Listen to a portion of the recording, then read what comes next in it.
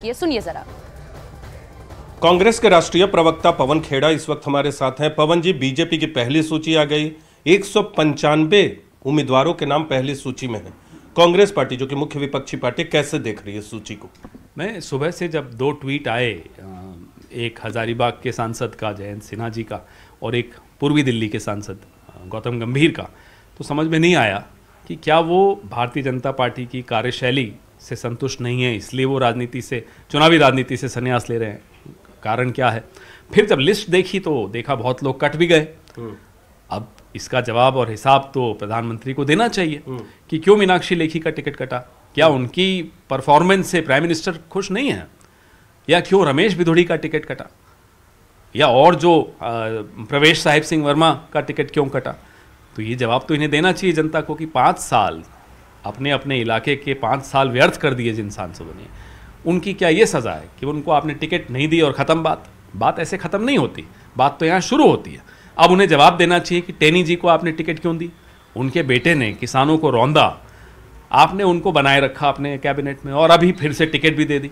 तो ये सब जवाब प्रधानमंत्री को देना चाहिए। साथ ही साथ इस लिस्ट को देखकर यह भी लगता है कि प्रधानमंत्री को अब यह लगने लग गया है कि उनके नाम का जादू मीनाक्षी लेखी की सीट पर नहीं चलेगा, या प्रज्ञा ठाकुर की सीट पर नहीं चलेगा भोपाल में। तो ये सब दर्शाता है कि प्रधानमंत्री का ये जो आत्मविश्वास से बड़ा खोखला है, जो 400 पार के नारे जो वो देते हैं वो बड़े खोखले नारे हैं। अगर आप इतने ही आत्मविश्वास है अगर आप में, तो इन सब की सीटें टिकटें दोहरा लेते, क्यों काटनी पड़ी? तो आपका कहना है कि इस सूची पर 400 पार नहीं कर पाएगी बीजेपी और एनडीए?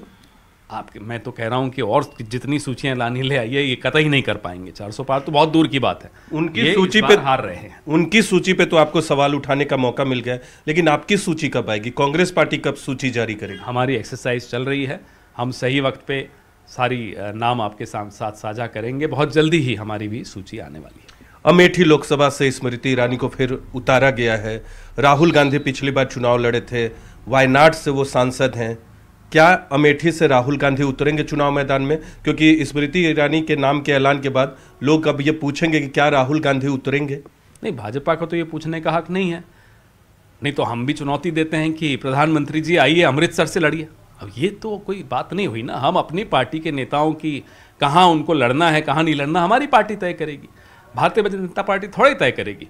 या फिर हमें कह दे कि हम प्रधानमंत्री के लिए भी तय कर देंगे, तो हम उन्हें बोलते हैं आइए जलंधर से लड़िए या अमृतसर से लड़िए। ये तो तरीका ठीक नहीं है इनका। आपकी सूची अगले हफ्ते तक आ जाएगी सर? बहुत जल्दी आ जाएगी। तो ये थे हमारे साथ पवन खेड़ा, सूची पर सवाल उठा रहे और ये भी कह रहे हैं कि कांग्रेस की सूची भी जल्द ही आ जाएगी। कैमरा पर्सन केडी के साथ नीरज कुमार, न्यूज़ 18 इंडिया, दिल्ली।